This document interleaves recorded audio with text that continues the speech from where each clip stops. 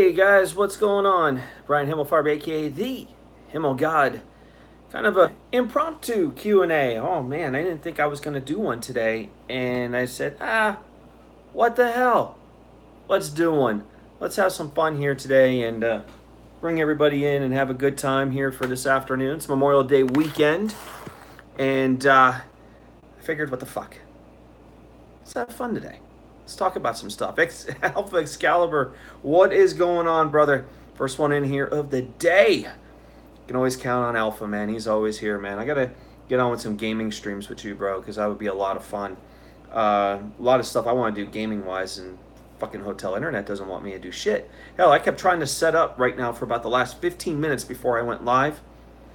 After I'm doing laundry, doing all this shit, get all my stuff done for today, come in, and Streamlabs wants to piss me off. Fuck it. Let's just do whatever. Awandi, what's up, Awandi? Awandi, by the way, one of the latest, newest subscribers to the channel. Awandi, thank you very much. Greatly. And we're gonna answer that question. Thank you, Awandi. Greatly appreciate it. So any questions that you guys have, put them in the chat. Let's go ahead and talk about whatever you guys want to talk about. We could talk about games, movies, whatever. Maybe some of you guys saw the Solo movie this weekend. Maybe I'll just say I'm sorry. I haven't seen it yet, but I'm a little worried about that one. I know Joe's been talking about it a lot. Wani says was watching Joe Rogan live before I went live. Okay, cool. Did not get a chance to watch Corrupted yet. I will be watching that later on today. I was pretty busy with Derailed last night. Joe Compton, Renegade Joe Compton.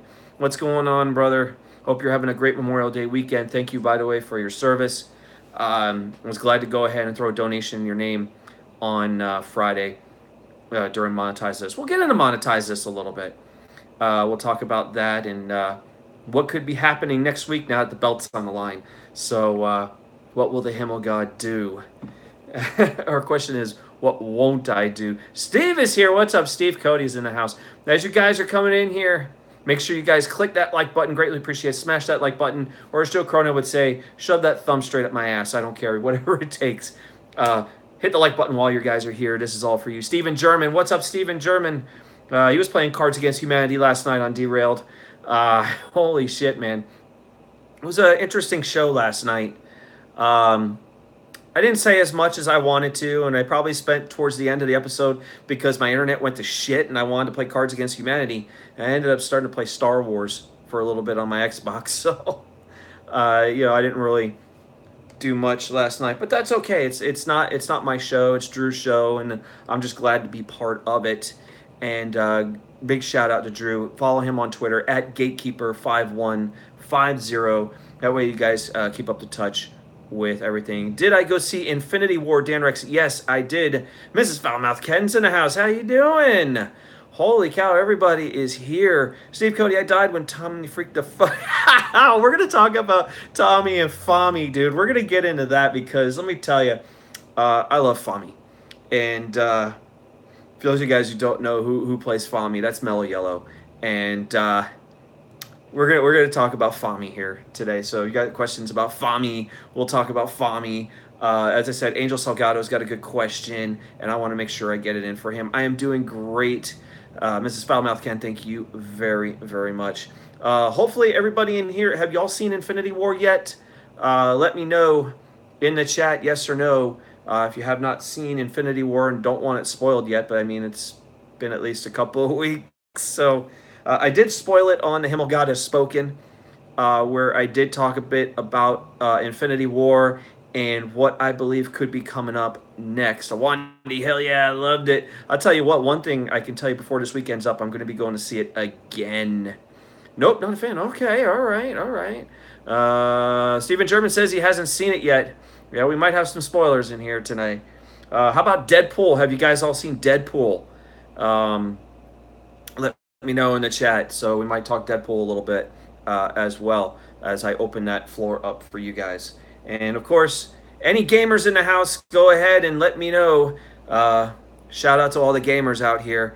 And we'll be talking E3 a little bit. So we'll be getting into that here in this Q&A. So let me go ahead and give some shout outs. First of all, of course, Joe Cronin. Make sure you guys are following Joe at Real Cronin over there on Twitter.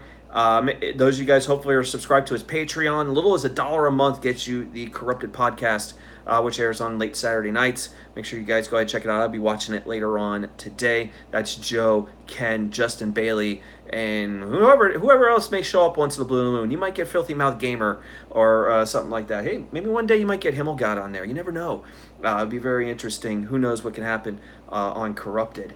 But I am going to catch the episode later on today. Hopefully it was a good one. If you guys had a chance to watch it, let me know. I haven't had a chance to see it yet.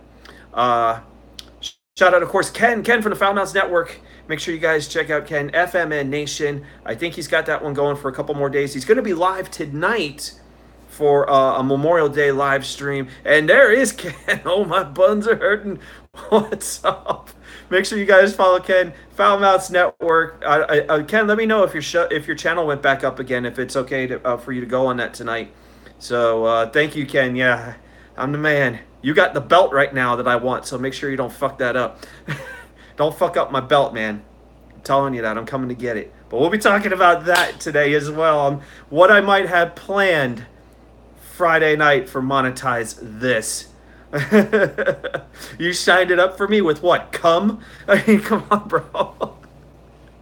But I'm going to have to sterilize that belt. I swear to God. When I win that thing, I got to sterilize that thing. I don't know what y'all did to it. I already know that bob and titties all over it. So, Ken, I don't know what you got on it. Maybe you put cheap perfume or something on there. I don't know. Wash it out with soap, says Steven German. You're going to have to wash that fucker out with soap, probably. I don't know. I don't think it will work good with the leather and shit. But who knows? I got to do something to it. Maybe I'll bang some hookers with it. Who knows? You know? Just say, suck the dick of the champ or something. God forbid my nephew heard that. He'd probably think, what the fuck? Yeah, shout out to my nephew who'll probably be watching this. What's up, my nickel? Oh, man. By the way, I picked up a little new gear at the Packers Pro Shop yesterday. This is from Mitchell and Ness. Love the throwback shit, and picked up it's like a baseball jersey kind of thing of the Green Bay Packers, so I ended up picking that up. I picked up a whole bunch of shit down at the Pro Shop. They had like a tent sale yesterday for like 60% off. I was like, yeah, motherfuckers, I'm gonna go get me some shit. So yeah, I know, I love the retro. I gotta get a Miami Dolphins one like this too, so I gotta go find a Dolphins one before all my people back home in Florida are gonna be like, what the hell, you fucking traitor. So, Dan Rex says, if I ever get the belt in the future, I will make that belt smell like corn. Smell like corn. Or was it smell like cum? I mean, I don't know what you were trying to fucking say there, Dan Rex, but okay. I mean, whatever, dude. I don't know what you got fucking planned with it, but damn it, son. Holy fuck. Let's talk about Monetize This right now. Okay, let's just get right into it. By the way, those of you guys in the chat want to throw some Fommy hype in there. Give me some Fommy hype in the fucking chat, because let me tell you, we had kind of a big debut for Fommy, who's been on the show now. He was on Monetize This. He was on Ken's show on Insomniac last night, and I laughed hysterically about Fommy. And I know it gets to Tommy so bad that it drives him nuts. And I had a little, I would say, a call from a certain guy from North Carolina who talked to me about the whole Fommy thing, and I kind of brought it up to him, and I said, dude, get over it, bro. Fommy's great. I love it. It's a great thing there, my nickel. What's up, Steve? I think Fommy's great. I think it's a great idea to have him on the show. I just wish that Tommy would go ahead and interact with Fommy a little more instead of being pissed off about someone who's imitating Tommy. And look, I love Tommy. I do. I love you. Follow Tommy, TommyNC 2010 over on Twitter. But Fommy's got that shit going right now. Let's see. Sammy's going to do a karaoke tonight on the over. Oh, hell.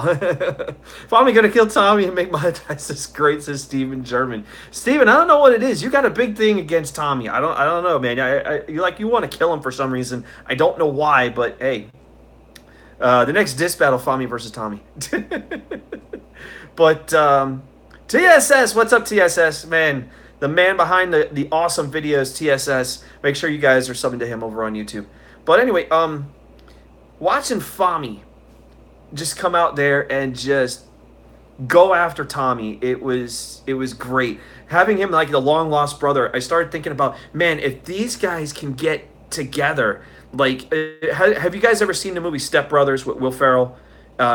If you've seen that movie, I think it would be great seeing the two of them just come together, maybe have this little argument and then say, did we just become best friends? Because that would be like the greatest thing. Just have Fommy and Tommy just come together and just bring some comedy gold between the two of them. Right now, they're at war with each other, you know, and maybe we're going to get to the point, maybe Fommy will go up to North Carolina and teabag Tommy's desk or something. Who knows? Something that we can make them best friends, you know, and then have them on the show and just roll and have a good time. I've said this to Tommy many times, to say imitation is the sincerest form of flattery. It's an old saying, but it's very important.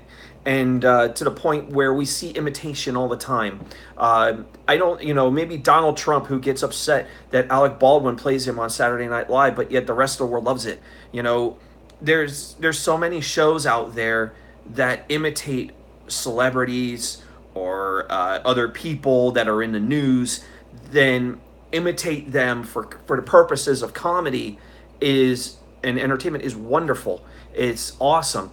To see Fommy do what he's doing about Tommy is great. And I know Mel's got even more imitations of certain people that he loved to use on his show. And I kind of want to see more of that.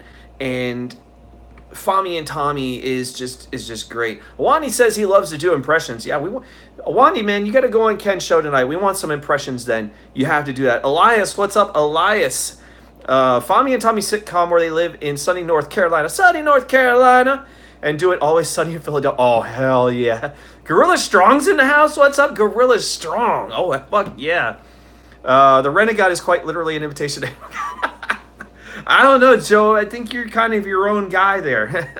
Happy Memorial Day weekend, everybody. As you're here, hey, man, guys, hit the like button. Stick the thumb up our ass, as Joe would say.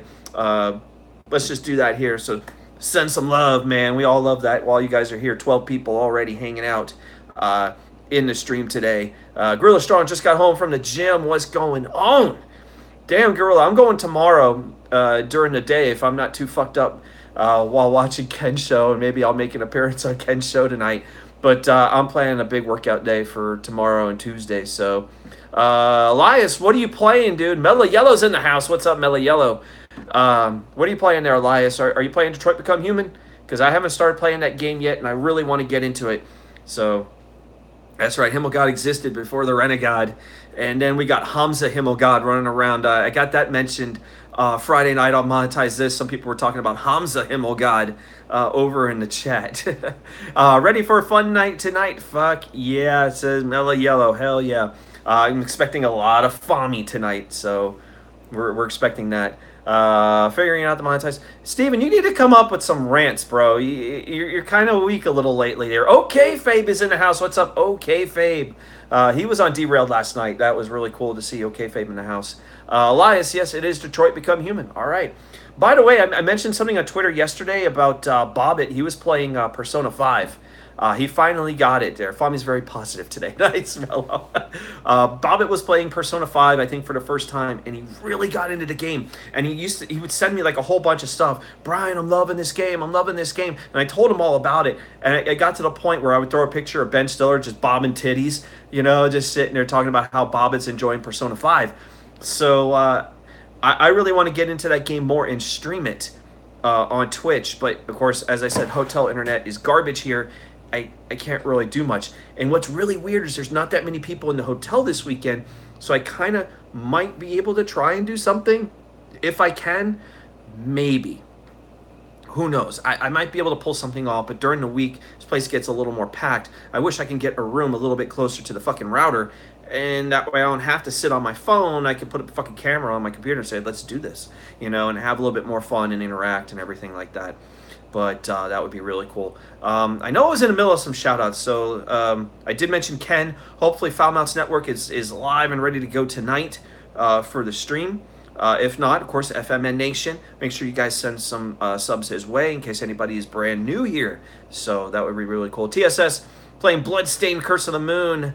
I loved Bloodstained Curse of the Moon so far. I'm loving that game. Very reminiscent of the old Castlevania games. And I'm not talking about like Symphony of the Night and shit. I'm talking like the old, really old, like old NES Castlevania games. It's really awesome. Make sure you guys check it out. Joe Compton, did you see the new Thundercats? Yeah, I saw it. That was fucking disgusting, dude. I watched the Thundercats back in the 80s. And when I was going to school and stuff like that, back in elementary school, and Thundercats would be on TV. And I mean, let me put it this way. I grew up in a time when, like, cartoons on TV, we had, like, He-Man, the Masters of the Universe was on. We had G.I. Joe, had fucking Thundercats. You know, I had the good fucking cartoons, all right? Transformers was on, the original Transformers.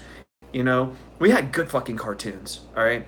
You know, I still watch Looney Tunes and all the other stuff, you know. And so back in the day growing up, man, we see these great cartoons and have fun with them. Anyone remember Sports Billy? Sports Billy, anyone remember that one? I don't know about that one. You have to tell me about that one, Gorilla Strong. But, Captain Power. You're talking about the, what was it, that Planeteers thing, Joe Compton? But, yeah, I saw the Thundercats thing and the new one, and it just looked fucking horrible. I love the original fucking Thundercats.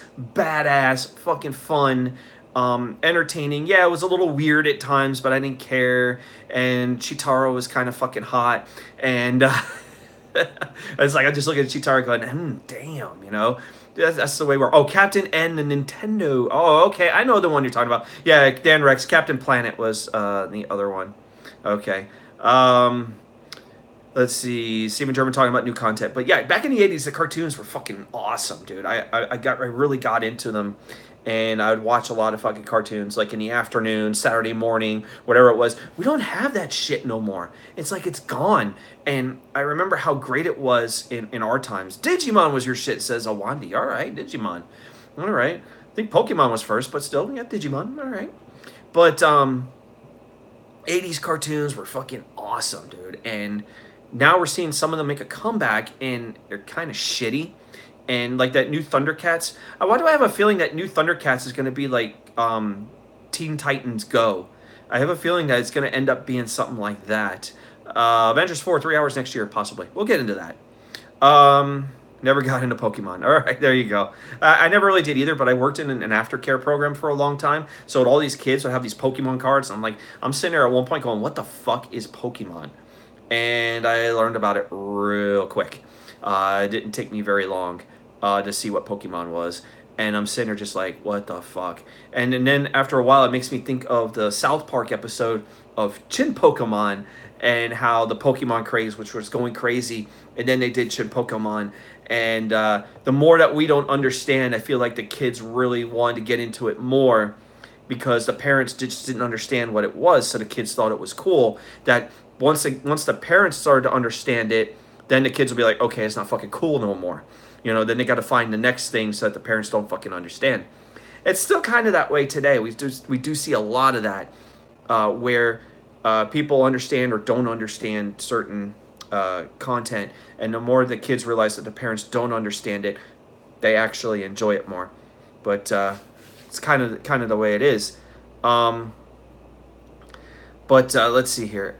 Something about zombies on Black Ops 3 when you get a chance. Sure, Alpha Excalibur, make sure you leave that question in there, and we'll answer Black Ops 3 zombies, definitely. And we'll talk Black Ops 4 zombies as well. I'll get into that here today. We'll get into that.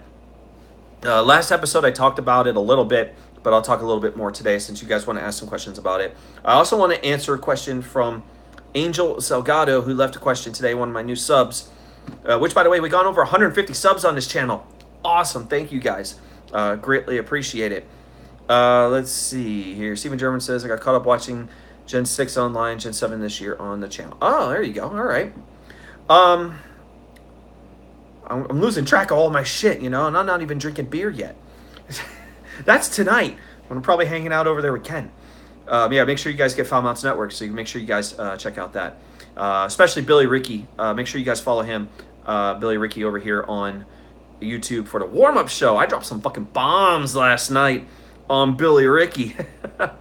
He was going crazy, going, get down, dude. It was pretty fucking nuts seeing Billy Ricky last night when I dropped a fucking Moab on his show, not once but twice on his stream, dropping the Moab on him, and I thought that was pretty cool. And when people were sitting there hitting me up on it on Twitter about me dropping bombs, I was looking for it that GIF, whatever, to put up there, and I just found a regular bomb thing to go ahead and throw up because I was throwing bombs.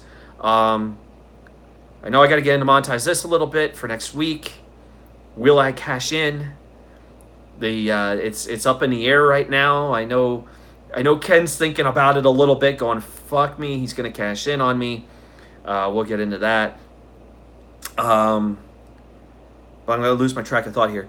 80s cartoons, yeah, I love it. I have a feeling the Thundercats are gonna go Teen Titans Go a little bit. I don't know. I haven't seen it, nor do I kind of really want to see it, because to me, I'd rather watch the 80s freaking cartoon. There was a time where they said they wanted to do a movie, a Thundercats movie, and it was going to be a live action movie a while ago.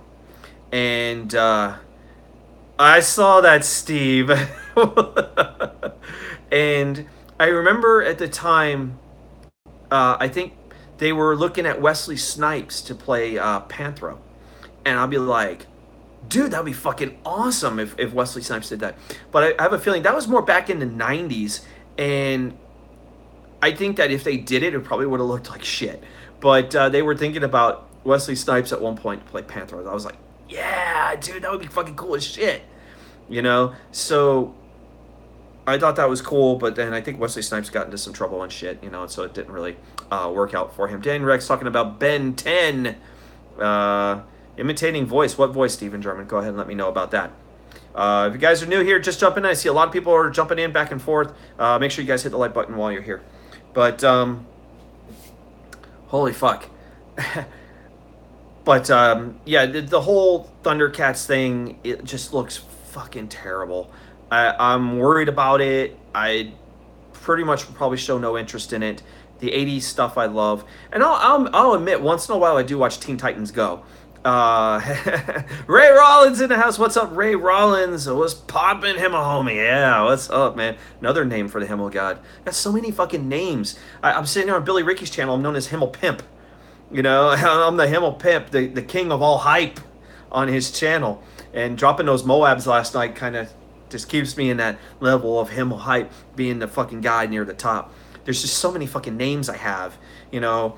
Himmel Pimp, Himmel Beast, Himmelgod, you know. People just don't even call my last name no more, and that's fine. I don't care. I'd rather live on the Himmelgod persona, which is over the top and fucking crazy. You know, I got to be over the top. I got to be just, you know, the type of guy that's just not saying better than anybody else, but just above everybody kind of thing. But above everybody, not in a way of saying that you guys are below me. No, that's not what I'm trying to say. But above, like from the heavens and stuff like that, to come down and do something like that. Himmel Daddy, what the fuck? Dude, can I do that when that would be a good idea when I'm banging hookers or whatever. I'm not saying I bang hookers, okay? But maybe I'm banging this chick. I just want you to call me Himmel Daddy while she's sucking my dick or something. Just call me Himmel Daddy. That would be like fucking great. But then again, Hamza Himmelfarb might be a little upset about that. You know, the time traveler, Hamza Himmelfarb out there. You should wear a crown to make you more legit. What the fuck? So I got to be Himmel King? Holy shit, dude. That's just enough, man. If I drop donations on the show, they're just called Himmel Bombs. You know, I'm like, there's just so many things I could do with the first part of my last name, and it works so well. So I like that shit. So you guys keep bringing up all the names, and I love you guys for that. Himmel King to the Himmelgod. I'm already Himmelgod, so I'm already there. But I threw one out yesterday on Billy Ricky and Ken's show, calling me Himmel Champ, because that's coming up real soon. So anyway, let me get back into that. Monetize this. Friday night, belts on the line on Monetize This, Himmel Kong. You guys are fucking awesome, dude. Oh, Wandy, man, you're the man. Friday night, Monetize This, belts on the line. Himmelgod, you guys are gonna spam this into freaking the chat the whole day. I love you guys. You guys are awesome as fuck, man. I love y'all. Smash the like button while you're here, man. I greatly appreciate you guys. Let's get some fucking like hype going, man. Let's get, you guys are fucking awesome. Make sure you guys are all subbing to everybody's channels too. Himmelight. I don't know if I want to be light. Not like light beer and shit, but Himmelight. There's some love out here, Awandi. But anyway, monetize this. Belts on the line, Friday night. And it was spicy, dude. You guys are crazy. Belts on the line Friday, and I know a lot of people have been wondering the word, are you going to cash in Friday night? I'll tell you what, if Ken was in here right now, I'd throw a little fear in him and saying, yeah, I'm considering it. Now, I said I probably wouldn't rush to cash in, but I feel like that there's just that moment where it's that time to go ahead and pull the trigger. Yeah, I don't want to be like a Joe who will pull the trigger very quick, who, by the way, Joe Cronin has a points in the bank briefcase again for what, the third time? He's got it twice. He's already cashed in and failed. Now he's coming for number 3. And he's got Joe Cronin's cock must win on his side. Even though Joe Cronin's cock must win is not like a huge donator, he can donate some big money, but I mean not Himmelgod level money. But he could drop a bomb or two on the show. But he's kind of known for spamming the donations a bit. And I will say this because on Joe's channel, Uncorrupted, I'm a mod on the channel, so not a fake mod, real mod. There's like the fake mods and fake hosts and all that stuff there going on with YouTube and their shit lately, which has been a mess. But Ray Rollins, save your points, surprise everyone. Hey, you never know. Awani, no one's on the Himmelgod level. I know exactly. But what could happen here Friday is he's got Joe Cronin's cock must win. He's going to probably spam the donations again, which I think as when I'm modern in chat, it's funny how everyone was really pissed about what Joe Cronin's cock must win was doing. And I'll admit, I mean, it's not illegal to do, but it's a frowned upon practice because a lot of us had that same idea to go ahead and spam the donations. It's not something that's not been thought about for a long time. I'm sure, D Moon, Schleppy, myself, anyone else, we've all had that thought in mind to go ahead and spam the shit out of the donations. Find the longest donation that can play, which is, I think, is the Tommy So Fake donation. The Daniel Bryan donation also is a pretty long one.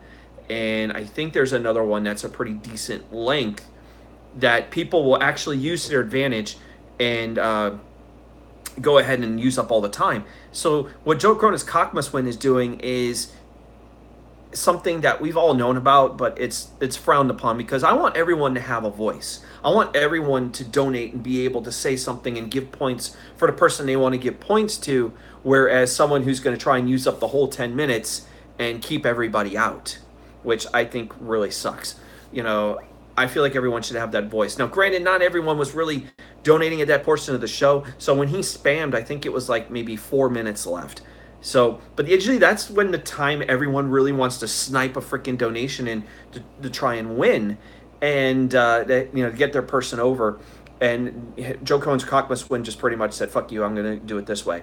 So, yeah, that kind of sucked. I expect him to do it again on Friday. This should be no... shout out to Joe Cronin's bank account, says Ray Rollins. I don't know, man. He's got that one hell of a bank account going right now. But... Friday night, I expect Joe Cronin's cock must win to show up again, especially in the last couple of minutes. Spam the donations, whether he does it in the beginning or if there's a cash in, I expect it to happen. I expect someone to cash in their points in the bank. This is a given. You got 3 people with it, myself, Joe, and D Moon. And D Moon, I think his time is running out. He's running out of time to cash in his points in the bank, so he needs to get with it and really soon, or else his points are going to expire. So I'm expecting a cash in by D Moon this Friday. I think it's going to happen. I think he cashes in his points in the bank, and I think then what we're going to see is a counter cash in by Joe Cronin. So I think you're going to see D Moon cash in, and then Joe Cronin come right on top of him with a cash in. This is perfect. This is like the perfect scenario for me. And I'm going to tell you why. Because I want these guys to waste their points in the bank. I want them to. I want them to spend it so that I stand alone. No one then can stop me. That's what I want. Perfect scenario. These guys cash in their points in the bank. Let them fight for 10, 20 minutes. And I'll sit back, have a beer, and not care. Now, I've told D Moon I'm not going to interfere if he cashes in his points in the bank. This is something that he knows. I'm not going to interfere. I'm not going to get in the way. I'm not going to take away his points. I'm not going to do it. He's a respectable person, and I think he deserves the right to take that belt. So as far as I'm concerned, no, I'm not going to go after D Moon. Am I going to go after Joe again? Maybe. But I want to see D Moon win the belt this week. I'll be honest. I really don't want to cash in. I want D Moon to win the belt. That's what I want. Ideal scenario, D Moon wins. What's up, Mike Bushnell? Good to see you here today. But D Moon right now is my favorite that I want to win because his time's running out. Cash in, get that belt because he deserves it. He deserves to be the champ. He's donated a lot to this show before I started really donating. He was technically God on the show. He was the guy who would just sit there like in the Thanos throne, sitting there doing his thing and donating points to Leah all the time. I guess maybe he had a crush on Leah. Who knows? But he always donated some big dollars. He was the man. And TSS wants to know what I'm going to do with the belt. I'll get into that, bro. I'm going to talk about that. More than likely sterilize it.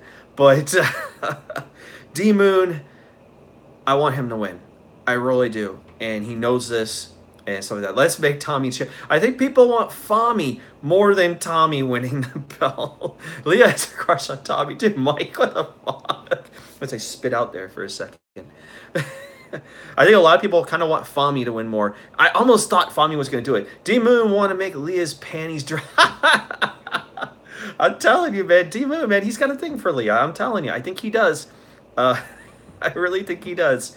But he always had Leah win every time. So it was always D Moon coming back in the end, and he would put over Leah for Leah to get the belt. Or not the belt, because the belt wasn't there at the time. It was just winning points for the night. So D Moon was kind of like the god back in the day before the Himmelgod came around and stumped the mud hole and everything and started voting for Joe and everything like that. So it changed everything. Now that we got the belt, which makes things even more interesting, D Moon's got it. I want him to cash in. So ideal scenario is D Moon cashes in. I think, well, let's put the ideal scenario this way.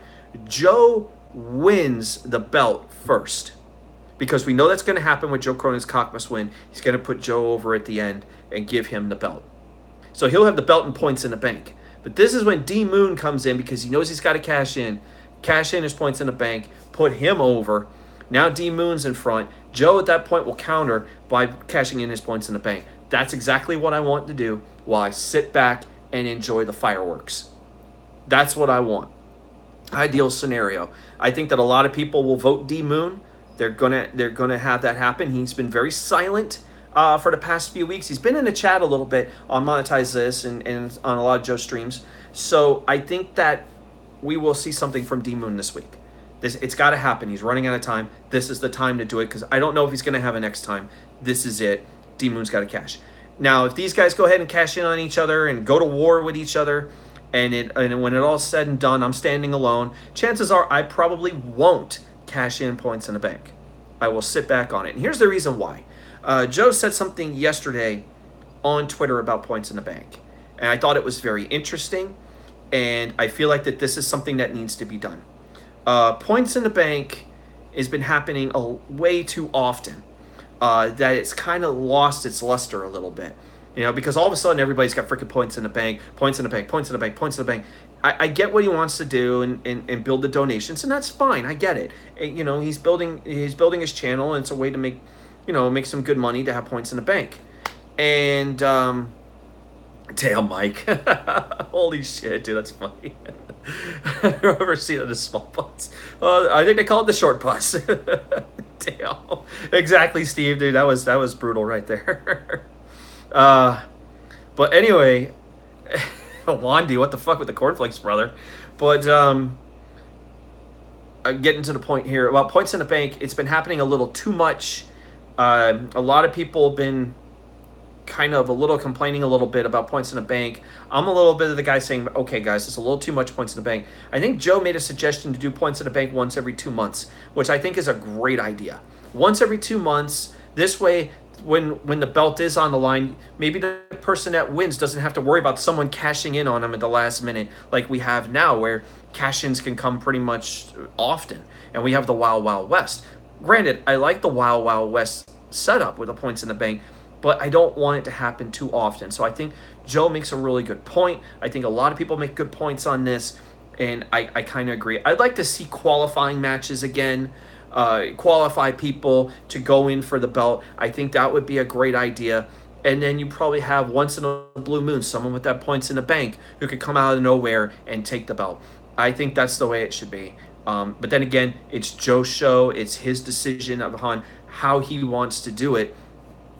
And he's got to make that choice. I wanted the belt to be on the line yesterday, but I get it, monetize this championship King of the Ring tournament. I'd love to see that and have like 4, 5, 6, 8 people going at it for the belt on a one night and just start eliminating people. I think that would be a great idea. Maybe have it like an elimination style, like every hour you have to eliminate the person with the lowest amount of points. I think that would be great. And they could set a timer, and then that the timer expires, they gotta just knock someone out. So, but I don't expect to cash in points in the bank unless nothing happens. If it's really quiet and the show is about to end and no one cashes in, expect a Himmelgod cash in. I can tell you that. If no one cashes in, it's silent, nothing happens, Himmelgod will cash in points in the bank. Mark my fucking word. It'll probably be about 4 o'clock in the morning at that point, but it will happen if nobody does anything. I expect D Moon to hit it after the title is over. I expect him to cash. So that's why if he does cash in, I will not. But if nobody does, you might see a Himmelgod cash in Friday night. So could happen. I'm not guaranteeing it. It's a possibility, but it'll be something great. Someone said something about Tommy winning the belt and that I should cash in on him. That would be funny as fuck. I think a lot of people would love to do that, and I think that's going to happen one day if there's someone with a points in a bank and Tommy wins. But I feel like we're a long way away from Tommy NC ever winning that belt. Tommy needs to come clean with a lot of things and start being a little bit more honest with himself. Enjoy the Fommy character that's out there, having fun. But I think if he can kind of relax a little, open up a bit, and be the Tommy that we want him to be, not the spazzing out and having meltdowns Tommy, which I know a lot of people like, but kind of a Tommy that's a little bit more entertaining, fun, and happy-hearted, whatever we can get out of him. At that point, I would definitely see Tommy winning the belt. But I feel like we're a ways away from that. I don't even think it's going to happen this year. Maybe next year or something like that. Tommy might get his opportunity. Fommy, on the other hand, I think Fommy's going to win pretty soon. I think he's going to win that belt maybe in the fall or something like that. If he continues on his gig, I think Fommy's going to be the shit. And he's going to win that belt. So I think Fommy is going to win it before Tommy. So, Mellow Yellow, man, he's going to get that belt. But everyone in here, thank you guys for being in here so far. We still got a ways to go. Smash the like button while you're here, so greatly appreciate it. We've been talking about some cartoons. We've been talking about Monetize This. Why is he so mad over Fommy, which is a parody of him? I don't know. Tommy just can't seem to accept imitation, TSS.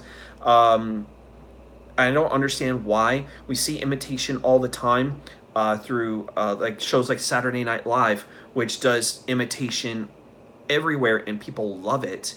There's not a lot of people that hate it. So, Ken Gunn Podcast, what's up? Dan Kennedy in the house.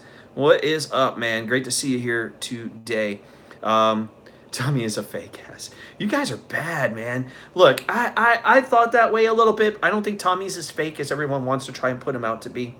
But yeah, he's got a problem with someone imitating him, and that I don't think he can handle it very well.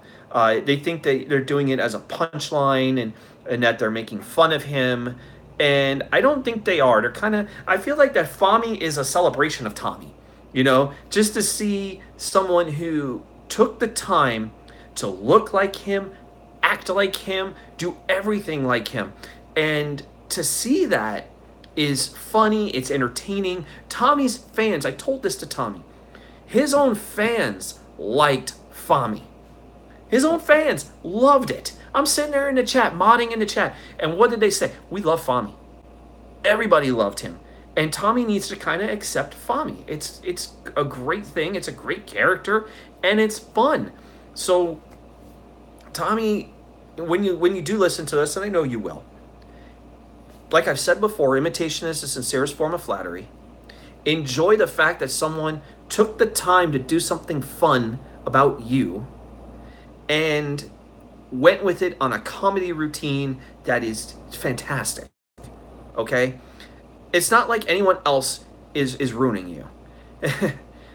Hey, yeah, he has someone copying him. It's great. And it's not like he's doing this to get to get him to melt down or anything, although it's kind of working for meltdown, but we don't want him to melt down. We want him to celebrate it. And like I said, the Step Brothers thing, just come together, dude, and be like Step Brothers. It would be pretty awesome. See them come together and make some good comedy.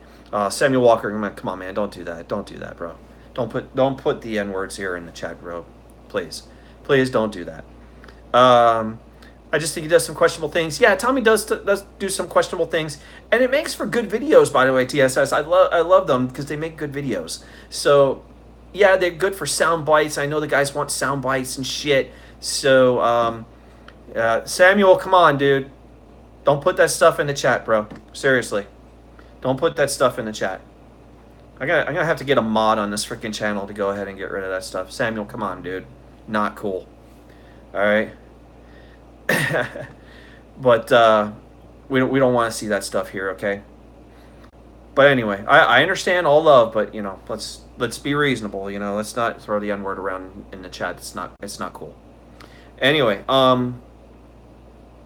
let's see. Seriously, bro, come on. Let's see what else I want to get into. Where's my gamers here? Let's talk E3. Let's get into E3 a little bit because this is going to be something that we're going to be talking about a lot in the coming weeks. I mean, Samuel can stay. I have no problem with Samuel staying. It's just kind of, let's be reasonable, brother. I want all my gamers out here, man. Show me all my gamers. Dan Matthews, what's up, Dan Matthews? I love gaming. There you go. Put that stuff in the chat. Mortal Kombat. Ray Rollins, dude, you crazy motherfucker. Let's talk freaking E3. Let me know what systems you guys are playing on, because we got to answer a question from Angel Salgado, one of our new subs here on YouTube, and I want to be able to go ahead and answer his question about E3, and go ahead and pull up all his questions and shit. To make sure that we get all the stuff answered. By the way, if you do guys subscribe to the channel, let me know. I don't have the subscriptions going off right away. We don't have the stuff on the screen that would show you that you subscribe. So make sure that you guys let me know if you do. The latest, of course, being Angel Salgado, who's joined up this morning. So we're over 150 subs on this channel. Thank you guys so much for that. So anyway, Angel asked a question, and I want to pose this question to you guys as well. Sound it off in the chat. What is the game that you are looking forward to the most at E3 this year? Sound it off in the chat, guys, because I'm going to give you my answer as well. So we're going to enter Angel's question here. I told him we would go ahead and do it live. So if you guys got a game that you guys are looking forward to, let me know in the chat right now. Let's go ahead and find out what you guys are saying in here. Let's see. The Last of Us Part 2 from Awandi. What we got here? Big Bobby says, hi, what's up, Big Bobby? What a Black Ops 4, obviously. Maybe you're looking forward to Black Ops 4. That's cool. So sound off your games, guys. Let me know what games you guys are looking forward to. We heard The Last of Us Part 2. That's going to be at Sony's press conference, so that's cool. Let's see. Movie Simulator. Pokemon for Switch, says Steven German. I think we're going to see that. Ray Rollins saying Mortal Kombat 11. I think we're going to get a reveal of that very, very shortly. I think that's going to happen this week. We're going to get the reveal of MK11. So, what else do we got in here? Super Smash Brothers says TSS. Grand Theft Auto X. Yeah, I don't think we're going to see that yet. We got Red Dead Redemption 2 first. Animal Crossing. I don't know. It's been a while since we've seen of Animal Crossing. There's a good game. Let's see. I know they won't, but Saints Row 5 says says Kennedy over there. I just don't want to play interesting. MK Ultraman. Yeah. Crash Bandicoot. That's already out, but it's going to be out on Xbox, I think, this summer. I got it on PlayStation. All right. So we're seeing some good influx here of games that people want to see. Mine right off the bat that I'm most interested in has to be Red Dead Redemption 2. That's my big one for me. I loved the first game. I want to see more of what Red Dead Redemption 2 brings to the table, that we could form posses and stuff like that, kind of like what we had in the first game. I want to see more of that integrated a little. I think we're going to see some of what we saw in Grand Theft Auto Online that they've been doing with GTA 5. We're going to integrate that into Red Dead Redemption with posses and stuff like that, and have missions based off, doing heists and stuff like that. The only thing I'm worried about is Rockstar likes to take their time with stuff, and they took forever to put freaking heists on GTA Online. So I don't want them to take too long on that. Give us something like rob trains and stuff like that. Posse on Broadway. New Avatar game might be there. There you go. Do you like Sonic? Or I'm sure you said Sonic. I do like Sonic. There's more with Sonic Mania coming up this summer too. I think they're adding another character or characters to the game, and maybe some more levels probably. Red Dead has prostitution. I'm sure they... wait a minute. I think the first one didn't it? It had to have something in there, but I guarantee to probably see something like that. Have I seen the French version of the Attack of Mordor? No. DLC for Sonic Mania is coming up. It should be here this summer, TSS. It's a free update, by the way, too, to the game, the DLC. Can you say my name? Dude, you nasty. Come on, man. I'm not going to say that. Superman game by Rocksteady. Yes. Rocksteady has a game.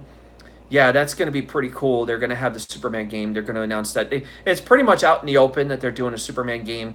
Also, I kind of want to see what Square Enix is doing with the new Avengers game that they announced last year during Microsoft's press event. I think we'll see it again a little bit more this year, what they're working on, because Crystal Dynamics, I think, was involved with the project, and Crystal Dynamics kind of passed on doing the new Tomb Raider game and passed it off to Eidos Montreal, which they're going to have Shadow of the Tomb Raider for this year. So I'm looking forward to seeing that as well. And I believe that's going to open up Microsoft's E3 press conference, is going to be gameplay of that. Another game hyped for Kingdom Hearts 3. Hell yeah, TSS.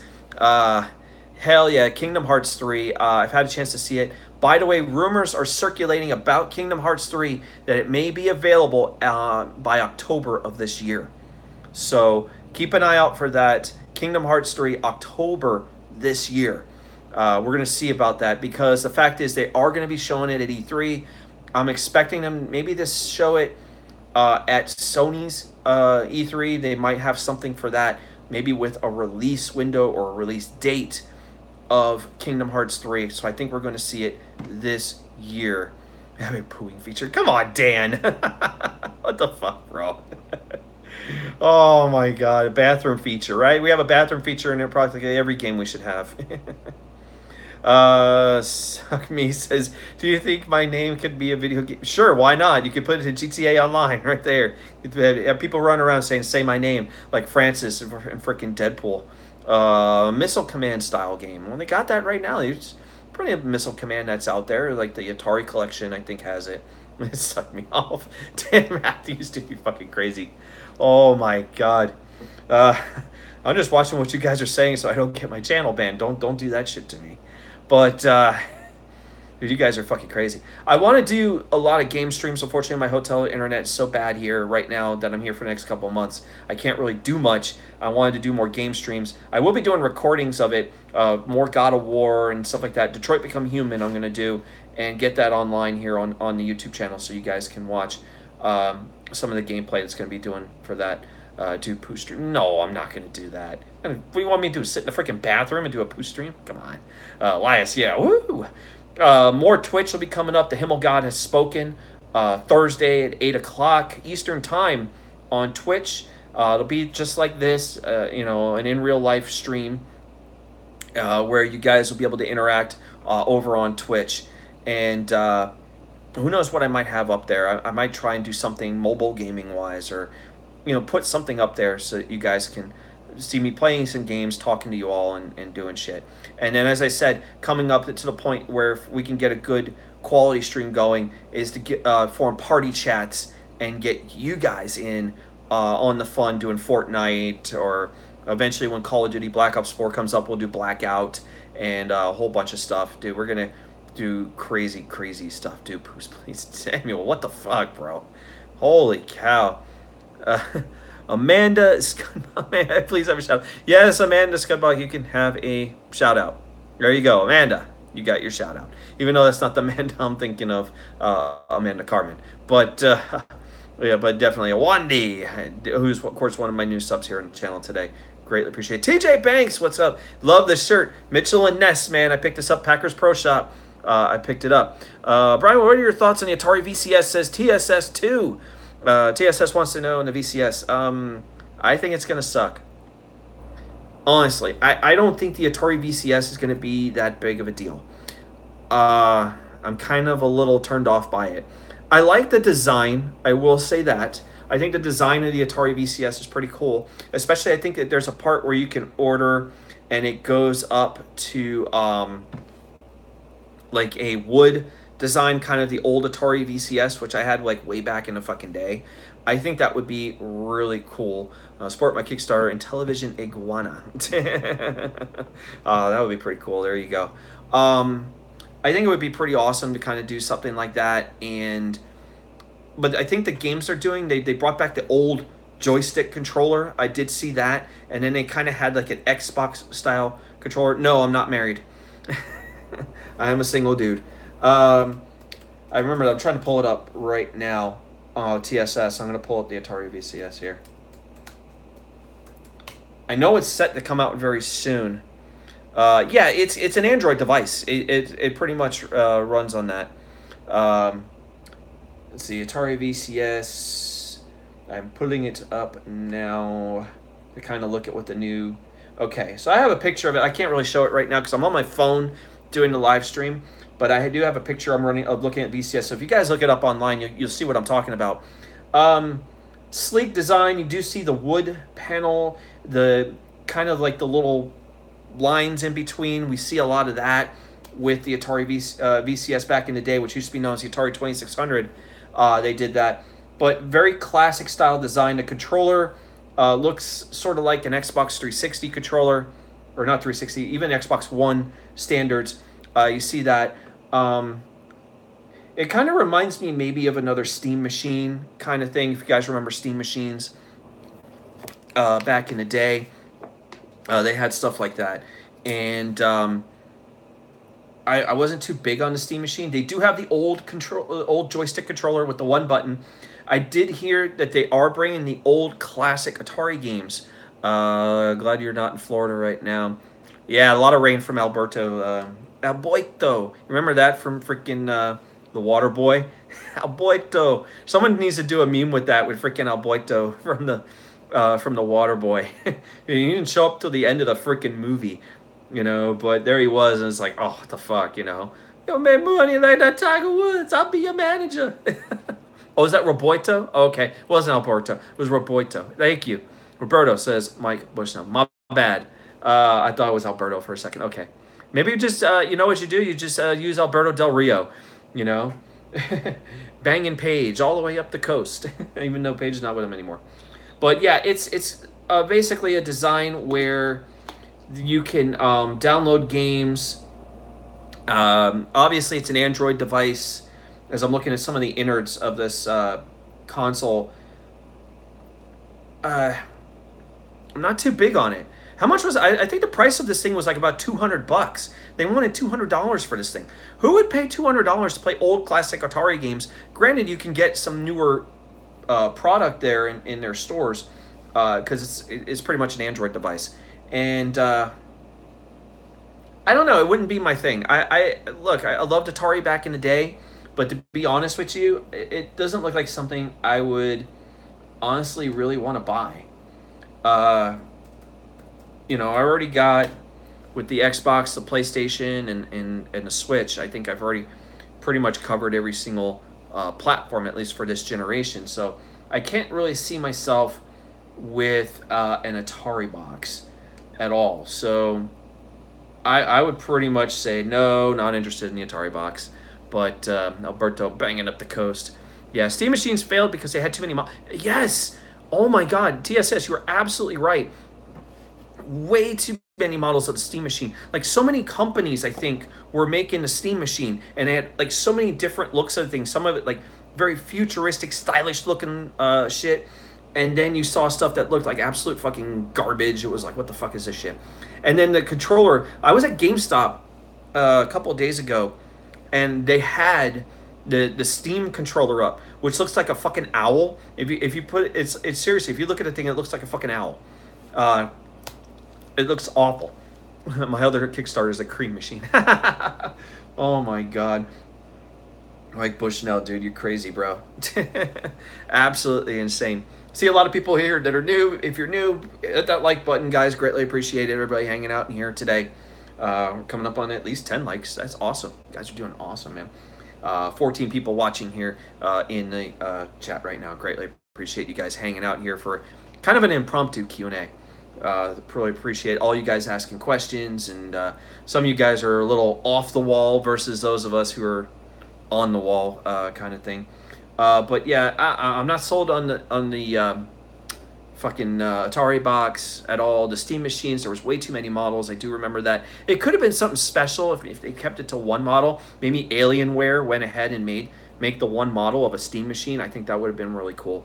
I think maybe it would have took off a little bit more, because the idea of the Steam machine being like a sort of like a PC console kind of thing, but something to have in your living room was a great idea. They just never really made it happen. Steven scares you, says Mike. Damn, man, it scares you all. Alpha Excalibur, if you're still hanging out in here, you had a question about Black Ops 3. And tell me what your question is on that. I definitely want to hear what your question is on Black Ops 3. You did have a question on that. Hopefully it's like a zombies question, because that would be pretty cool, because I am a zombies player, and I want to know what you have on that. I was just playing a couple days ago during the stream, during Monetize This. I was actually playing, and we had like a party chat going on with the rest of us outside of the show while I was modding. And then right before the show started, I was playing Black Ops 3 and playing on the Giant, and I got to like level 30. It's not my highest, but still, it was pretty cool. I did it earlier, but you missed it. Yeah, what was your question again, bro? Because I wanted to know what you have, because then I got to shoot all the way up to the comments. So just go ahead and chat it in there for me. Put it in. Set my friend Alan broke his jaw. Oh my God. All right. Mike Bushnell says, I can never beat zombies in Spaceland. Spent so many hours getting to the alien. Yeah, I had trouble with it too, with zombies in Spaceland. I don't know what it is for Infinity Ward. I just didn't think they did a very good job in zombies in general. But Zombies in Spaceland was kind of one of the better stages I actually enjoyed. But I felt like they never really fleshed it out since then. I liked was from the one from the 70s, and I think that was pretty cool.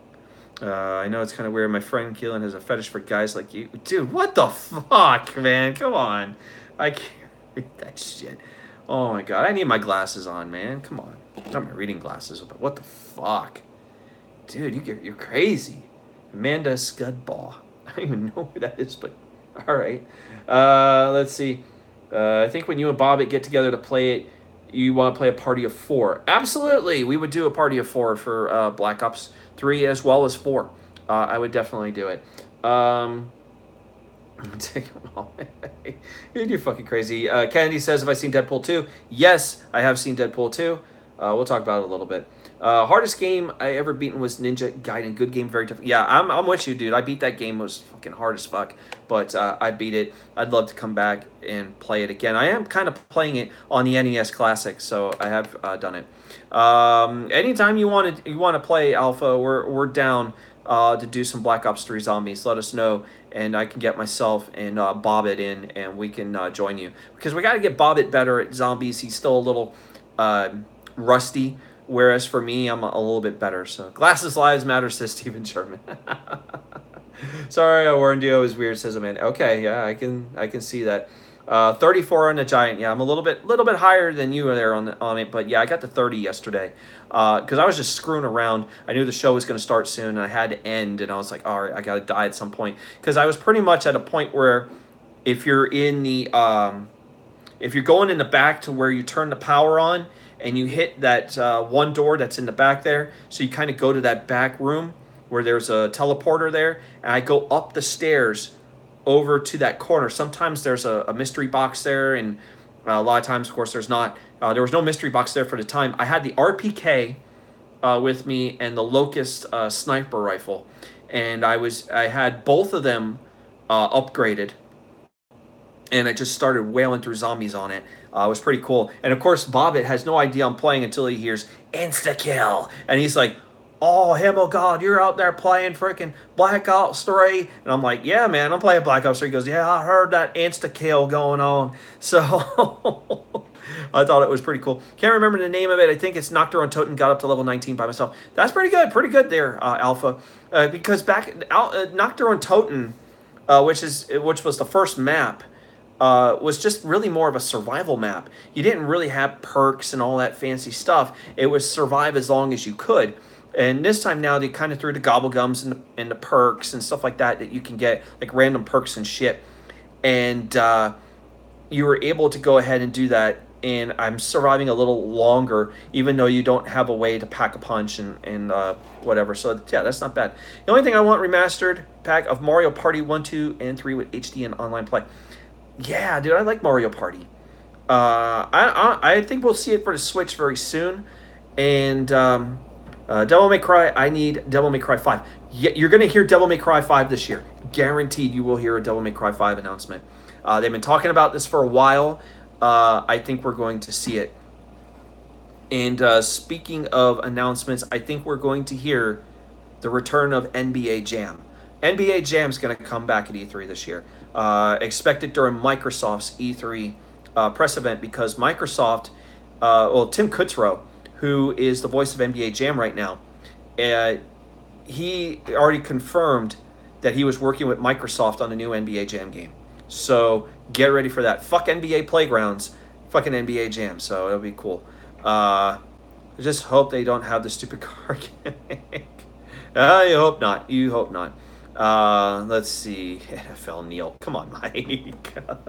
But yeah, there's going to be an NBA Jam announcement at Microsoft's E3. Guarantee we will see that announcement. So NBA Jam coming back. EA might have it during their event too. They might tease that and maybe say tune into Microsoft's event to see NBA Jam. So because EA still has the rights to NBA Jam, but they want to make a new one. And this year is the 25th anniversary of NBA Jam, so it kind of makes a lot of sense. Virgil's my favorite video game character, obviously from Devil May Cry. I like Virgil. He's a really cool character. Loved him in Devil May Cry 3, and I enjoy using that character in Marvel vs. Capcom, the Ultimate Marvel vs. Capcom 3, that I also play on PS4. So it was pretty cool. Virgil's my favorite wrestler. Virgil never really did much wrestling. I mean, just sat there holding the money for the $1 Million Man. Yeah, I need a Virgil. And hold all the money for me. Maybe Stephen German go ahead and do that. You want to hold all the money for me like Virgil? Just stuff $100 bills down Joe's throat or something, you know? He'd love that. Shout out to Joe Cronin. But yeah, E3 is going to be a very exciting time. We're going to have live streams, by the way, of E3, whether it's going to be on my channel or it could be on Bobbitt's channel or Canadian Basement or something like that. But myself, Bobbitt, I think Canadian Basement is already on board. Hopefully we get D Moon on board. We'll probably have a couple other people as well. We're going to have live reactions and predictions for every press conference during E3. So we're talking about EA, we're talking about Microsoft, Bethesda, Sony, probably have Ubisoft as well. I don't think we're going to have Nintendo because it's happening during the middle of the day. $1 Million Man, yeah, you know it. Nintendo's happens in the middle of the day, so I won't be live for that. I'm at work. Work's going to take priority there, but we won't be able to see that one. But I'll be able to watch it in the afternoon, and then that evening I'll provide my feedback on Nintendo's Direct event. I still think that E3 is going to start becoming a little bit more irrelevant throughout the years. I'd say because we're starting to see that now, and I think as the years progress, we're going to see it become less and less, which kind of sucks because now we're going to see the focus on Gamescom, Paris Gamers Week, and all this other stuff. E3 will still be around, but everything is getting spoiled, and we don't have something to really hang our hats on. You know, it used to be like Christmas time for us and all the surprises, but now every store, like Walmart in Canada, kind of gave all the cookies away. And now we got companies putting out trailers because they feel they're bigger than E3. Look, Rockstar is bigger than E3, and I expected them to go ahead not put a trailer out during any press conference, but put out their own trailer, in it, which I wouldn't be too surprised if they go ahead and do, and say, okay, well, Sony's not having a traditional press conference. Why do we need our game up there at all? So I think that we'll see something from them, maybe separate from all the press events of E3. So, but we're seeing companies do this now, and as I said, Mortal Kombat 11 should be announced this week. So we'll see MK11 and where they go from there.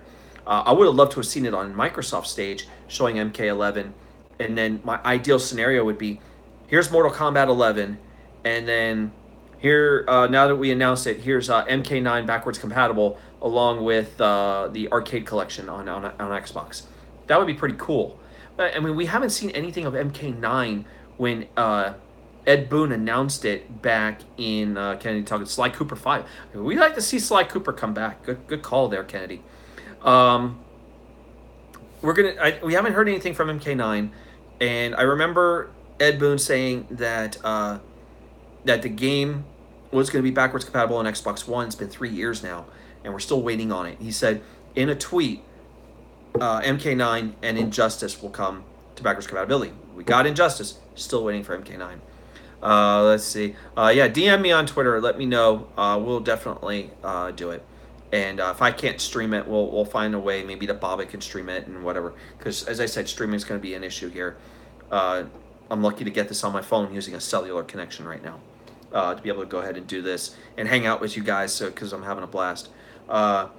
You guys have been crazy. A lot of you guys that are in here that might have been trolling for a little bit, y'all are fucking nuts. For you guys still hanging out in here right now, if you haven't hit the like button yet, hit it. Hit the fucking like button. We can't even get to 10 right now. We got to get to 10. We're at 9 right now. Someone boosted to 10. Let's go for it. Get to 10. Hey, there it is. We got the 10. Thank you, guys. Thank you very, very much. We made it to 10. 11. There we go. Awesome. It's not like I'm begging for likes. I'm not begging for it. You know, I don't beg for things, so I don't do that. The cringy press. Dude, you know what? I'll admit a lot of the cringy press conferences are funny as hell. I still think back to Sony's press conference back in 2006, which was one of the worst press conferences of all time. And that was when they announced the PlayStation 3. And it was awful. It was like one of the worst things I've ever seen. And add on the fact that they said, here, PlayStation 3 is $600. I was like, fuck you. You know, no one's going to spend $600, you know.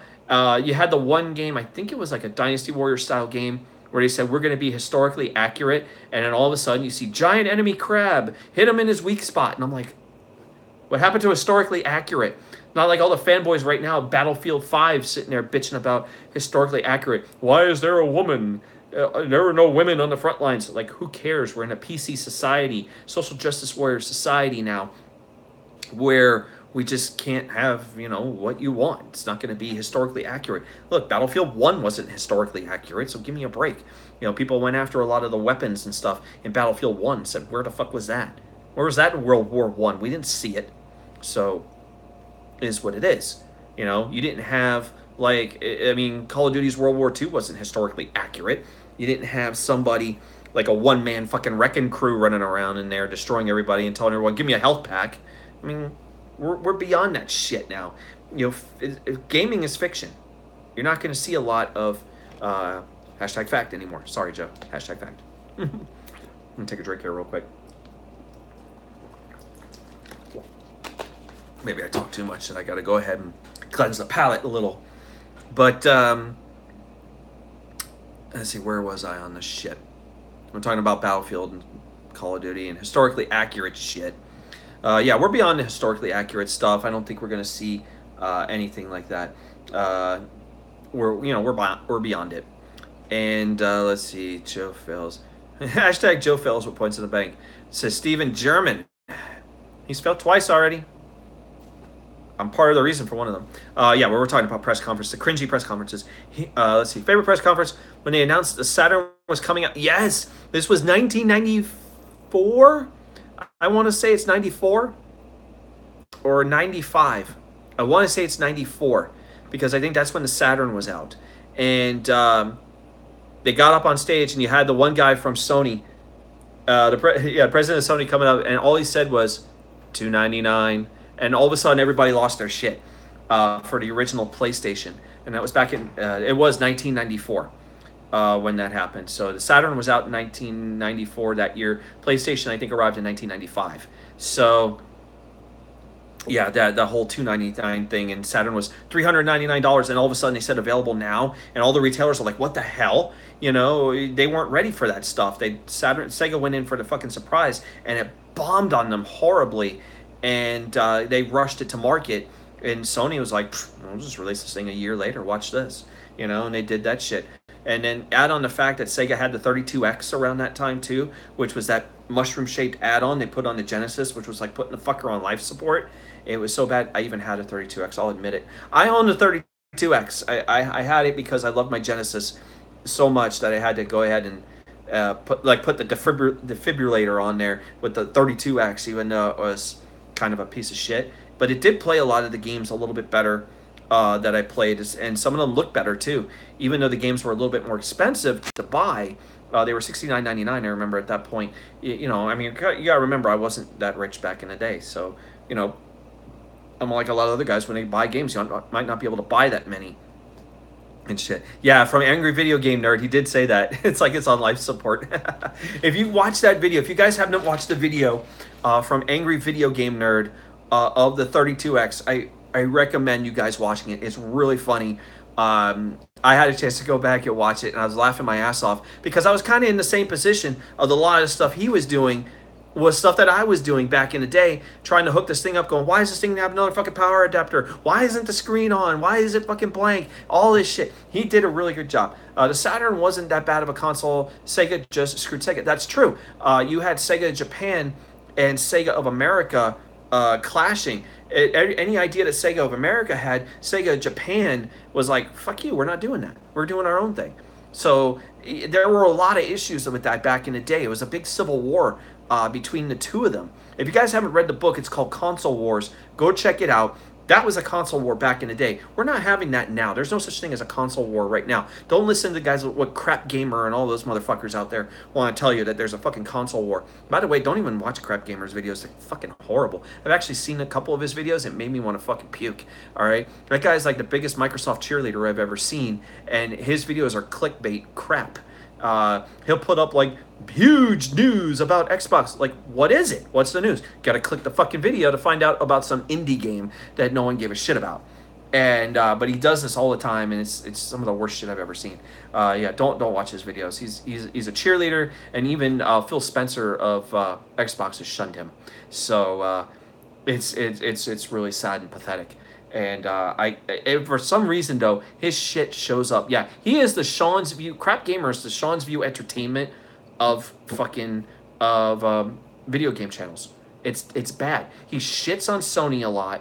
and praises Microsoft. He's a huge cheerleader for them, and it's pathetic. And by the way, his videos, he doesn't start saying anything until about 20 seconds into the video. So he'll play some music, and it's really fucking awkward. And it's like, what's going on? What the hell's going on? Oh, hey guys, Crap Gamer here for another video. Fuck you. I ain't gonna fucking watch it. It's bad enough if someone says on their video, it's your boy. Why do people say that? It's your boy. That's annoying as fuck. Why?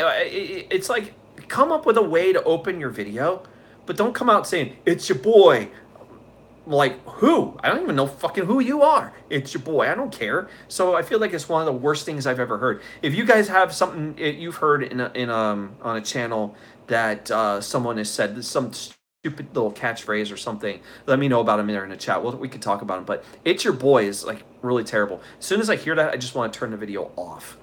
It's like, be real, people. Don't come out like, it's your boy, or saying some other bullshit. It's like, just be real, man. That's what I do. I just want to be real, I just want to be me, Not always going to be the Himmelgod character. I'm just going to be me, That's what I do. But, yeah, back to those press conferences. But, you know what else was cringy?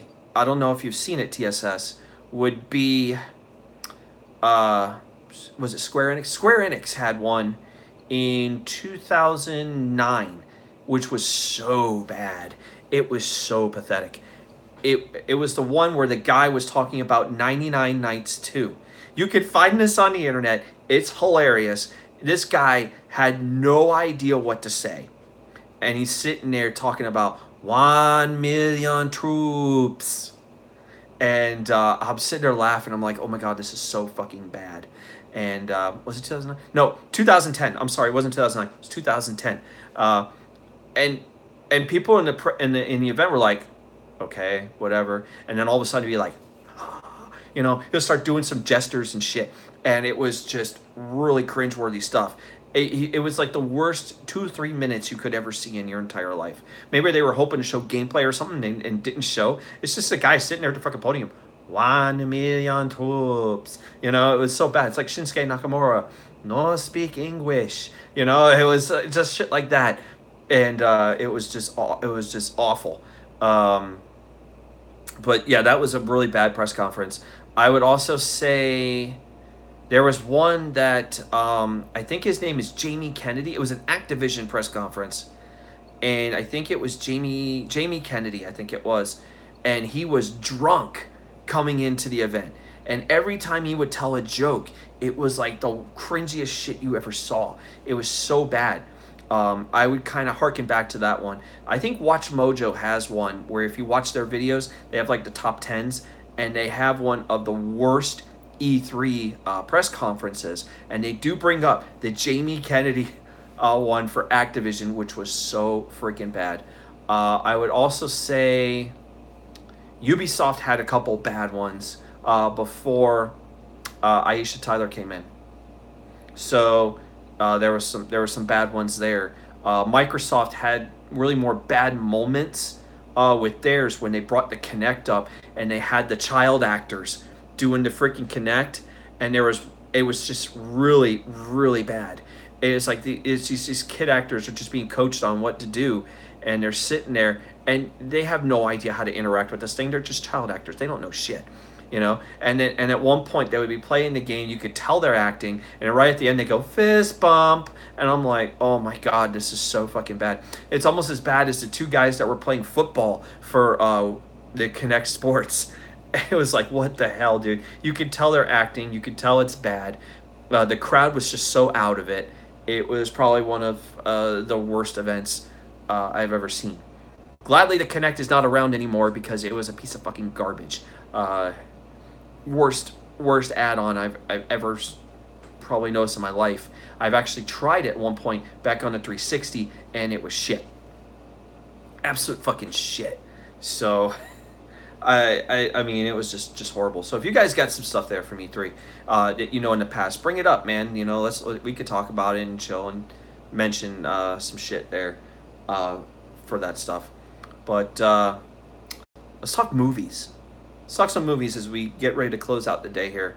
Deadpool 2, obviously, it's in the second week in theaters.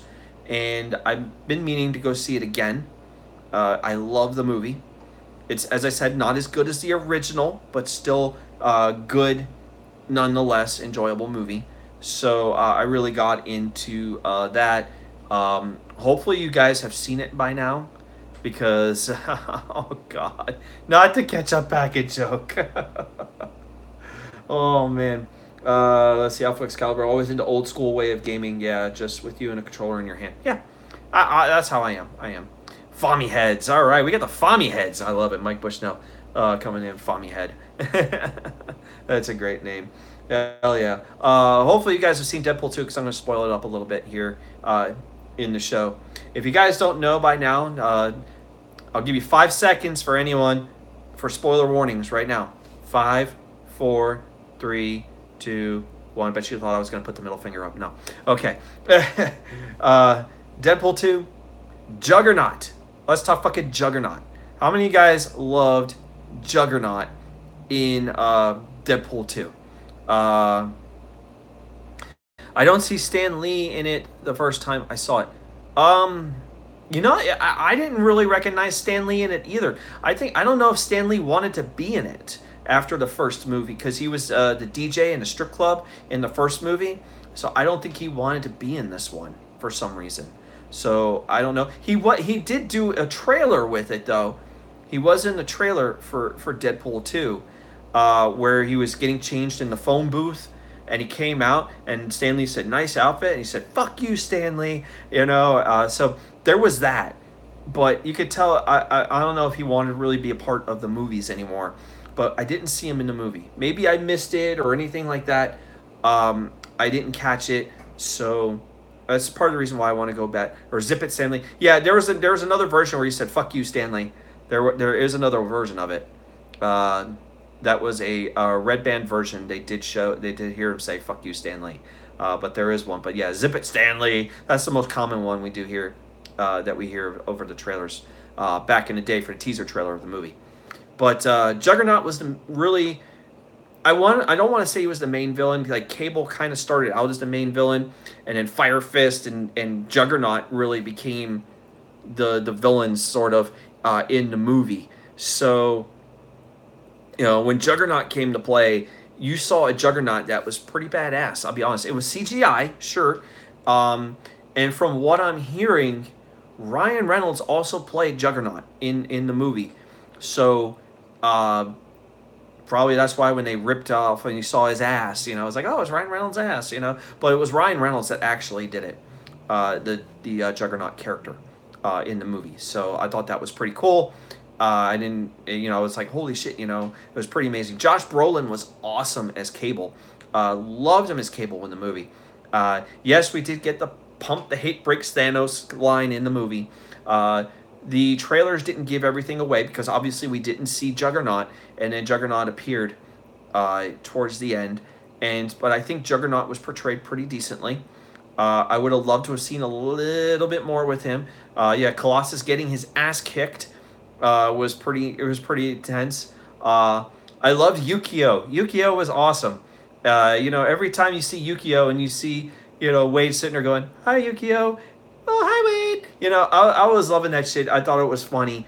It was pretty neat. You know, seeing Colossus kind of having his moment, and then you get the high-five moment there with Deadpool there holding up the cell phone, like the radio in high fidelity, I think it was, when he's holding up the little cell phone radio kind of thing, trying to get Colossus to come in and join him. He did. He killed it as Cable. Josh Brolin, man, he's having a good run right now. So he's killing it. I expect a lot more as I'm plugging in my phone. Sorry, guys, because my battery's about to die. So I am plugging in my phone. Probably people are like, what the fuck are you doing? There we go. I saved myself. There we go. Saved myself. Saved the phone. I got it plugged in. But you see Cable. He starts kind of being like the villain early on in the movie, and became kind of the person to take on Deadpool for a little bit. And I like the interaction between the two of them. Again, the trailers didn't give everything away. They did a fantastic job with it. Seeing the rivalry between the two and how these two kind of came together. The time trial. Yeah, we're gonna talk about the post credits a little bit too. So that's why I said spoiler warning. Sport post credits coming up. Not a post credit, but they had a mid credit scene. We'll talk about that, Elias. Even though I don't think we're gonna see a Deadpool 3. Unfortunately, I think Ryan Reynolds has already said chances are we might not see it. But X Force. Let's talk X Force for a second. I think this is where we're going to see the next kind of movie is X Force. But in the Deadpool movie, all of them except Domino and Deadpool are the only ones alive. Everyone else dies. They all die. And it's probably one of the funniest things because people brought up, man, there's a wind advisory out there, and they're all parachuting in, and all of a sudden everybody from X Force fucking dies, and you're just watching them just get I think one of them got like shredded, another one ran into a freaking sign. It was just so funny, and then of course Domino lives because you knew Domino was gonna live, and Deadpool's like, oh no, and then of course there's Peter, and Peter tries to save the one guy with the spit mouth. I forget his name offhand, and ends up spitting out the acid, and then Peter loses his arm. But I thought it was just fucking hilarious. And like, oh great, they all died. Typical Deadpool fashion kind of thing that I really enjoyed. And I thought, oh, Zeke guys, thank you. That was the name. Oh, and Brad Pitt playing the Vanisher. That was hilarious. And you see him die on a freaking electrical cable. It was hilarious. But I didn't realize it in the beginning it was Brad Pitt until I went back later and go, no way, that was Brad Pitt. I was like, holy shit. I never really thought I would have saw that coming. So I enjoyed that. But also seeing in the post credits where they were able to fix Cable's time travel thing, and Deadpool used it to go back into the past. So he saves Vanessa from dying, and then starts saving members of the X-Force, including Peter, because he told Peter, go home, go home. So he told Peter, just go home, and he ended up going home. So I thought that was pretty interesting. So eventually I'm pretty sure he saved the other members of the X-Force, even though we kind of didn't really see that. Did you mention Matt Damon as well? Yes. Yeah, Matt Damon. Yep. I thought that was pretty neat. And also seeing him like when he was in Thor Ragnarok as well. With Matt Damon being in there, playing a cameo in that movie. Just like how Brad Pitt played cameo in Deadpool and shit like that. But he also goes back to X-Men Origins Wolverine. Goes back to that movie where we had the shitty Deadpool and shoots him in the head. I love it. He shoots him in the head and he says, oh, what the hell. Bang, bang, bang, bang, bang, bang, bang. Keeps on shooting the previous Deadpool that we had, that shitty Deadpool from X-Men Origins Wolverine. So I thought that was really hilarious. I'm laughing my ass off going, dude, that was really funny. And then eventually, of course, Ryan Reynolds has the script for Green Lantern in his hands, thinking, oh, he's going to be huge and the star and everything. Green Lantern. Next thing you know, you see the blood coming through on the script, and you see Ryan Reynolds, who got shot in the head by Deadpool. So I thought that was really awesome. Seeing all these kind of going back in time kind of thing, using Cable's time travel to go back and fix shit, and you do see Yukio just like pretty much, are you sure we should have done this? And they they didn't want to do this, and then eventually they did, and he went back in time and started changing everything. So it leaves the door open for Vanessa, who was killed in the movie early on. That's why we didn't really see a lot of Vanessa. So we didn't see a lot of her, and I was like, oh my god, she's dead. She's kind of the representation of death, because you remember how Deadpool had in the comics had the fascination with death. So every time that he would be with Lady Death, as when they would come together, eventually he would get transported back to reality because they realized he couldn't die. So again, seeing that in this movie, saying how he couldn't die, I thought was very interesting. But I think Vanessa is kind of like what Lady Death would be, using that character instead. But now they kind of saved her at the end of the movie, which kind of makes me think, will she be in the third movie? The door is open now for her to be in it and be alive, but maybe they find a way to kill her off again, if they had a third movie. Ryan Reynolds has come out and stated there probably won't be a Deadpool 3.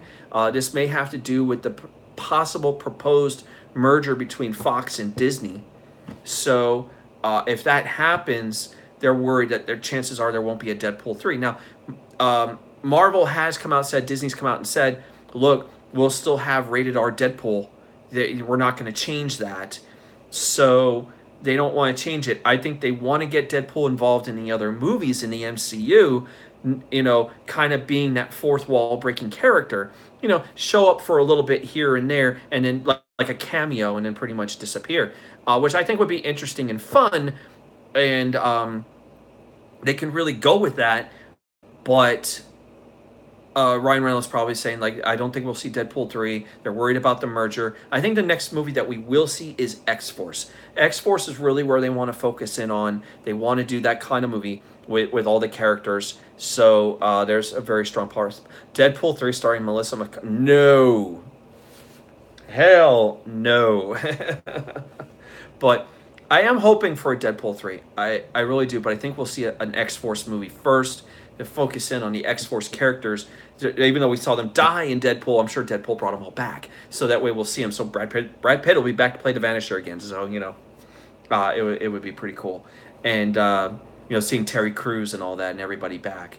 So I want to see them all back playing a role. Maybe in the Deadpool Blu-ray, maybe we'll see a little bit more of X-Force and kind of maybe get a little background between some of the characters instead of just a little interview going, here's what I do. So maybe we get a little bit more of the X-Force in that movie. And I hope that happens, because I think that would be pretty fucking awesome. Really went a lot into Deadpool 2 here. So hopefully you guys were happily spoiled a little bit. I enjoyed the movie. Am I getting it on my 4K Ultra HD Blu-ray? Hell yeah. I'm going to buy it, day one as soon as it's available, because I love the fucking movie. And same thing with Infinity War. Day one Blu-ray buy. It's no-brainer there. Both of those movies were great. If you haven't seen Infinity War, go see it. Honestly, Thanos wins. But I spoiled that shit for you. We had a spoiler warning for Deadpool 2, so we know people are out from spoilers. But, Josh Brolin as Thanos was great in the movie. What's up, Super Laser? Coming in the latter part of the stream. What's up, brother? But Infinity War was awesome. I loved Josh Brolin as Thanos. I loved all the heroes really coming together. I think that we will see some sort of sacrifice take place in the next movie, where we could eventually lose Captain America. I think that he could die in this movie. Some people have said that even Solo. Well, we'll get into that. There you go. I haven't even seen the movie yet. We'll talk about it a little bit. But don't care about spoilers. You've already seen it. Okay. Tony Stark or Captain America could die at this movie. Although I kind of said on Himmelgod Has Spoken, I said that Tony Stark will wield the Infinity Gauntlet. I think he's going to. He's the key part of this whole thing. Where Doctor Strange said, out of all the scenarios, there was only one where we would win, and Tony Stark had to live. That was like the most important thing. So, we see it. Who would have thought Josh Brolin, the older brother in the Goonies, would play two great characters, Thanos and Cable? I know! And even in Deadpool 2, of course, it was already mentioned in the trailers where he called him One-Eyed Willie, which obviously was a nod to the Goonies. So if you've ever seen the Goonies, which, goddamn, if y'all haven't seen the Goonies, what the fuck? The pirate's name was One-Eyed Willie. So kind of bringing up the Goonies a little bit, I thought that was really cool. So you had to get all the references that Deadpool would throw out in the movie. And Goonies was one of them that was referenced. And, there's a whole bunch of other stuff. Obviously, Infinity War. Logan was mentioned. The Logan movie was mentioned right in the beginning of Deadpool 2, by the way, where you see what happened at the end of the movie when Logan dies. And he brings it, and you could tell that he was a little pissed off about having him die, and that he should have been in Deadpool 2, because, he wanted to see Wolverine in that movie. So, yeah, that was brought up, and I was like, oh, shit. And they made it and it was like the little... like that ballerina thing that plays a little music, like a music box kind of thing. So he would wind it up and it would sit there and play, and I thought that was pretty awesome. The beginning of the movie was great. I enjoyed it. It started out a little slow, though, I will say that, but I enjoyed the action sequences right in the beginning when he's going after those guys. And by the way, the guy that got away from him in the beginning of the movie got killed at the end because he ended up killing him. I think it was with the cream cheese spreader. So I thought that was pretty awesome, and it was really interesting though to basically see how they incorporate a lot of stuff into the movies. But yeah, Infinity War, awesome, guys, go see it. You know, Thanos wins, obviously. They mentioned about Groot. I'm sure you guys heard about the Groot thing, about what he said before Groot faded away, where he said "Dad" to Rocket Raccoon. But it was still as, I am, kind of like I am Groot, but it was mentioned that the word he was saying was "Dad," like as a question, going "Dad," like he was dying, and it was so sad when I heard that. I was like, oh man, that's just rough, dude, because we really like Groot. Groot's just the fun character. Vin Diesel has the best thing ever, where only line he has to know is "I am Groot," for crying out loud. He just finds different ways to say it, and I think that's awesome. Patrick Carnes just stopped by to say hi. Nice, got to go to your daughter's graduation. Congratulations to your daughter, by the way, on her graduation. That's awesome. Thank you, Patrick Carnes. Thank you for coming in here today and dropping by and just saying hi. Hopefully you get to catch the rest of the stream later on at your leisure, so you can catch everything else that we talked about. But yeah, the Groot thing was awesome. I loved baby Groot, and eventually adolescent Groot, who'd sit there and play video games all the time. He's like, "I am Groot." And I thought that was pretty awesome. Later, Patrick, good to see you here today. Greatly appreciate it. Patrick Carnes, one of the subs here on the channel. Love him here, man. Great guy. Congratulations to your daughter once again. But I loved the character, the Groot character, which is absolutely hilarious. Obviously, look, in the fourth movie, they're all going to come back. Drax is awesome. Drax had a lot of, I would say, a lot more than I expected of him in Infinity War. They really focused in a lot on him for Dave Bautista, and it was weird because I was like, okay, I have a feeling he's gonna die, but it's like they really talked a lot with him and Mantis, and you start to feel like maybe there's a relationship with the two of them, Hi Dex, that kind of thing. It was like I thought that was pretty cool, and we saw a lot of the Guardians in the movie, and I thought that was pretty awesome. Still think, hey, Star-Lord, you fucked it up, man. You got everybody killed, But obviously they're all going to come back, in some way. Some will stay permanently dead, I think, in my opinion. I think anyone that died pre-snap, with the exception of Gamora, is dead. There's no coming back. Loki, gone. Heimdall, gone. You're dead. Okay? They can even do a thing with Groot and maybe have Groot die and then have him come back as baby Groot again. But I don't know if I really want to do that. I kind of want to see big, tall Groot again. I'd be honest. So Doctor Strange, the MVP of the movie, I agree. Doctor Strange was the MVP of Infinity War. He was awesome as he's going. You see him all moving around and shit, going through all the different scenarios. 14 million scenarios, and only one of them we came out on top. He was great in the movie. Benedict Cumberbatch is awesome as Doctor Strange. I enjoyed him in that role, and he did a great job. Stark is Stark, Captain America is Captain America. All the characters that we've known and grown to love throughout Marvel was, expected for us. Guardians of the Galaxy getting a little bit more time than I thought was pretty cool. They fleshed out Thor a little bit more and still made him comedic, which I thought was great. And kind of holding on to the things that we saw in Thor Ragnarok and, having that funny Thor, I thought was really cool.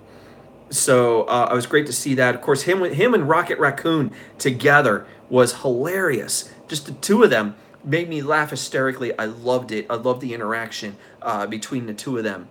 And, of course, how we get Stormbreaker and how Groot provided the handle for the axe. So I thought that was pretty neat. So, but yeah, Thor was badass in the movie. But I would say that Doctor Strange was the MVP. You are absolutely right. His role was so big for this movie. It just fit absolutely right. So really cool to see how he did in that role. Guys, I'm going to get ready to wrap things up here for today. We've been going a long time, almost 100 minutes here. That's what I kind of expected for the show today. Not to go too long. Usually these Q&As will go about an hour or a little bit over an hour. Stormbreaker was badass. I might like it more than Mjolnir. Yeah, I agree. I think Stormbreaker's awesome. You should have took me out. You should have took off my head. Or at least maybe he should have cut the freaking Infinity Gauntlet off. But then again, we need Thanos to win because this was Thanos' movie. So that was the most important thing. Because if you go by the post-credit scene where you see after, with Nick Fury and Maria Hill fading out into dust before they called on Captain Marvel at the end, we do see the words Thanos will return in the next Avengers movie, the next Infinity War movie. So this was clearly Thanos' movie. He was awesome in this. I'd be honest with you. There was a part of me that had a little sympathy for Thanos. I'll be honest. They didn't make him look like a complete dick. Or your typical villain. They gave him that villain kind of with a heart a little bit, and I thought that was very interesting what they did with him. So, and fleshed him out to make him a more interesting character instead of your typical villain. I think lately we've seen that with the villains. Thanos, which was done very well.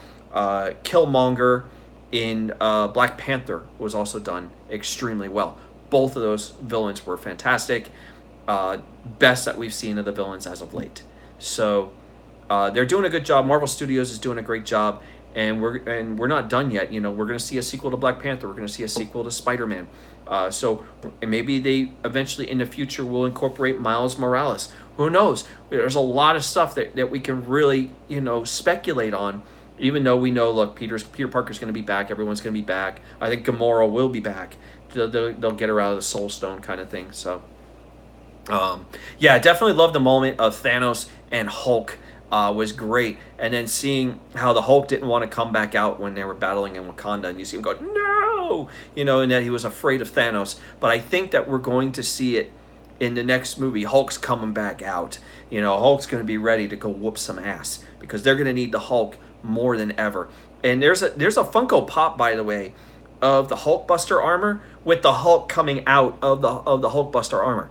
So if you see it, get your hands on it. It's actually really cool. Thanks for the DM, Alpha. I will get to it after the stream today. Greatly appreciate it.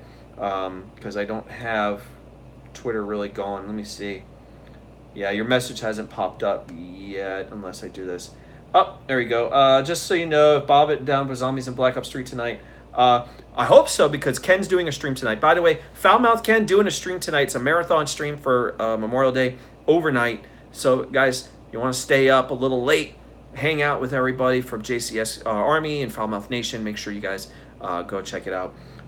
Let's wrap things up here today, guys. Shout out, of course, to everyone who's hung out in here, to the 9 people still in here. Awesome. If you guys haven't subscribed yet, make sure you guys go ahead and click on that subscribe button. Click on the bell for any of the new content that I bring. We will be doing live Q&As every so often, so you guys can come hang out. If you have questions that you guys want to share on these Q&As, or even for the Himmelgod has spoken, DM them for me on Twitter at highoctane_buzz. Make sure you guys go ahead and do that. Follow me there. We're getting close to 1,000, by the way, on Twitter. 1,000 followers, almost. We're 15 away from the magical 1,000 number over on Twitter. You guys are killing it. Over here on, and I'll be honest, a lot of times numbers don't mean much to me, and I just rather just have people come in and have fun and hang out. We're over 150 here on YouTube. Thank you guys for all the subs. Also, over 260 now on Twitch. You guys are killing it. You can find me on Twitch as _Himmelgod. We will be on Twitch for the Himmelgod has spoken on Thursday, 8 p.m. Eastern time. Again, an IRL setting just like we have here today. But it's a little bit more news-oriented, and we also take a lot of questions from you guys. We'll also have some gameplay coming up here on YouTube very soon. As you guys are watching, as I said, click, click, click, help me out here. I see one person left a dislike. Yay. Really. But yeah, we'll have the party for Ken tonight. I don't know if it's on Foulmouth's network yet. Make sure you guys go check that out. There's probably a troll that, by the way, left the dislike. We always get a troll in here once in a while. We had some trolling in here today that I didn't appreciate that much. But maybe down the road we'll get some moderators in here, and I'll have my mods go ahead and take care of the trolls. So that way it's a good stream, positive stream for everybody. You know, not to stay positive Tommy thing, but still that kind of thing. Follow Joe Cronin, guys. Make sure you guys send some love to Joe Cronin. Send some love to Gatekeeper Drew. We had a great stream on Derailed last night. Make sure you guys show some love to him. Show some love to Fommy. Fommy, by the way, is also on Twitter. Fommy NC 2010. Make sure you guys go check out Fommy's channel. He does have one up, so you guys can show some love there. Guys, we're going to head out of here. Thank you guys for everyone that's hung out today. We're going to have a lot of quality to the streams coming up very soon. Donations, obviously, are going to start going live that are going to support the channel. We'll be doing that. Of course, I have bits right now over on Twitch because I am a Twitch affiliate, so you guys can drop bits, subscriptions, whatever you guys want to do. All money, by the way, that you guys do, whether it's donations or anything like that, support the channel and the channel only. It doesn't go to my pocket. It doesn't go to the Joe Cronin donation fund or, you know, to give me a belt or something like that. It has nothing to do with that. This is to support the channel and bring stuff to you guys, whether it's equipment that I'm going to use for the show or giveaways and stuff like that, where we can start doing some great giveaways with y'all. PlayStation Network and Xbox Live cards. Thank you, Awandi. I greatly appreciate it. We'll have stuff like that. Maybe even free game of choice. We go ahead and do that for you. You know, we can really boost the stuff up on the channel. So I also want to shout out to my subscribers over on Twitch. Show some love, of course, to Johnny Ray Sinister and, of course, Elias. Thank you both for subbing over on Twitch. I greatly appreciate that. You know, everyone that subs here on YouTube today, thank you. Wandi, Robert Booth, you know, appreciate it very much. Angel Salgado, thank you. Thank you, by the way, Elias said he's going to resub next month. Thank you very much. By the way, if you guys have Twitch and you're a Twitch Prime member, you guys can also, you get, I think, like a gift sub or something like that. So you can actually sub to a channel for free. So you guys can do that over on Twitch. That would be awesome too. But as I said, any money that's generated through subscriptions or through donations, support the channel only. As I said, it does not go to my pocket.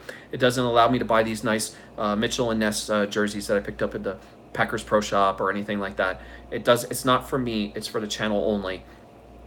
Maybe we'll get better microphones and some other quality stuff that you guys get to reap the rewards of what we do here. So, or what I'm doing here, and whoever else I bring with me on shows like Mr. Foulmouth Bobbit, like Canadian Basement, you know, maybe D Moon, Joe Cronin, whoever we bring over, Gatekeeper Drew, Ken. I'd love to have Ken. Ken's talking about, by the way, he mentioned this, I'll mention it to you guys. They're having a video game show going on Ken's channel for Foulmouths. And he has brought to my attention that he wants me to work with Chris and Filthy Mouth Gamer. If you guys are down for that, give me a hell yeah, because I'm down for it, and I told Ken anytime we'll do it. Definitely do it. So I'm looking forward to that. We can have a lot of filthy cunt messages going on during a video game show. So I thought that would be fucking hilarious. Wandi, yeah, man, we're definitely going to do it. So I told Ken I would do it. I want to be a part of the show, you know, maybe do a few episodes here and there. Not try to be a permanent part of the show, because that's more for Chris and Filthy, but to pop in every so often and co-host a show with them, I'm totally down for that. Ken knows I'm down for it, so it should be a blast. Thank you guys again for hanging out today. This has been a lot of fun.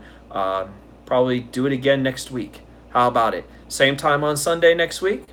I think it would be a great idea. Maybe I'll be a little pumped up from the gym a little bit too next Sunday, but we'll talk about whatever you guys want to talk about. Anything you want to talk about, movies, you want to talk about games, you want to talk about life, you want advice for anything. Maybe you're dating a hot chick and you need some advice. I'll help you out. You know, whatever you guys have on your mind, you want me to go ahead and get some answers for you to your burning questions, whatever it is. Let me know. You can put them in here in the show, or DM me on Twitter about them, or when I tell you I'm going to do a Q&A, throw it in the message, send a message there as a reply, and I'll make sure it gets on the show, just like Angel Salgado did today with his E3 question. All right, guys, let's get out of here. Let's enjoy the rest of our Sunday. It's Memorial Day weekend. Let's fucking party. Also, remember, give a thank you to all the veterans out there, especially guys like Renegade Joe Compton, who is a vet. So make sure you guys send some love. But, you know, make sure we know what Memorial Day is all about. It's not just the unofficial start of summer, but to honor our veterans. So much love to all our veterans. Thank you very much for the services and the sacrifice that you've made to this nation. I'm the Himmelgod, Brian Himmelfarb, aka the Himmelgod. I'm out of here.